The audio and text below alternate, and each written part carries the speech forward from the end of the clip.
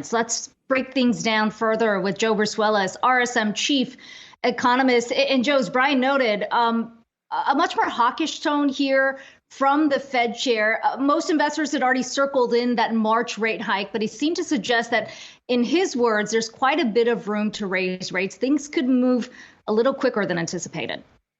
Well, that's right. But when you take a look at where the U.S. economy is relative to the start of the last rate hike cycle in 2015, Mr. Powell's playing a much stronger hand than what the central bank had. Growth finished the year at a 6.9% pace. That's 5.7% on a year ago basis. The unemployment rate's at 3.9%. It's going to fall below 3.5% by the end of the year. 2015, growth was in the doldrums, right? Stuck right at 2%.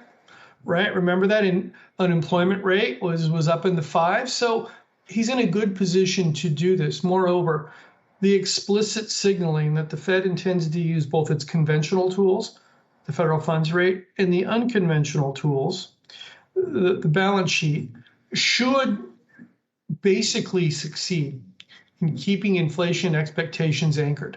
And that's the real target, besides bringing down inflation, of the current policy. And I got to tell you, I thought Mr. Powell did a fantastic job yesterday. Thought he calmed the room. And it's going to take a while for the market to adjust to QE infinity, which unfortunately too many people buy into each time we have a downturn or a crisis, to policy normalization. And that's key. We're going to see the slow, gradual, orderly, and predictable pace of policy normalization. And we're at a good start here. And Joe, that's critical to remember, especially considering how much the Fed had been continuing to talk about and continue to keep in the conversation this idea of transitory inflation, but now very critically making this decision at a juncture to signal how aggressively they may move forward, even in the rolling off of its balance sheet or the more traditional measures that you mentioned there. And so the pacing of that particularly is going to come into focus too. And with regard to the balance sheet specifically, what are you going to be looking out for there and how they're getting that timing right? All right, so on the balance sheet, I'm expecting it to start probably June or July. We'll see roughly $500 billion roll off this year. It'll start with a phased in roll off of the balance sheet so as to not shock the markets, and then pick up by the end of the year to a 100 billion pace per month. Now that stands in contrast with the 50 billion pace per month we observed between 2017 and 2019. Then in the intervening years, say by the end of 2024, I would expect just under $3 trillion to roll off the balance sheet. We won't be back to the pre-pandemic level of the balance sheet, nor should we. The structure of the economy's changed forever, and we've got different growth property or different growth dynamics that we're currently experiencing and will be experiencing by then. So in my estimation, the utilization of both the federal funds rate, I'm still only expecting 3 rate hikes this year, no 50 basis point hikes, 3 25 basis point hike with the risk of a fourth, markets pricing in 5 as we talk. And then the use of the unconventional tool, the balance sheet, will keep inflation expectations in check. And I got to tell you guys, the Fed keeps inflation expectations in check. I think the 5-year forward break even, the Fed's going to obtain its policy objectives over the medium term.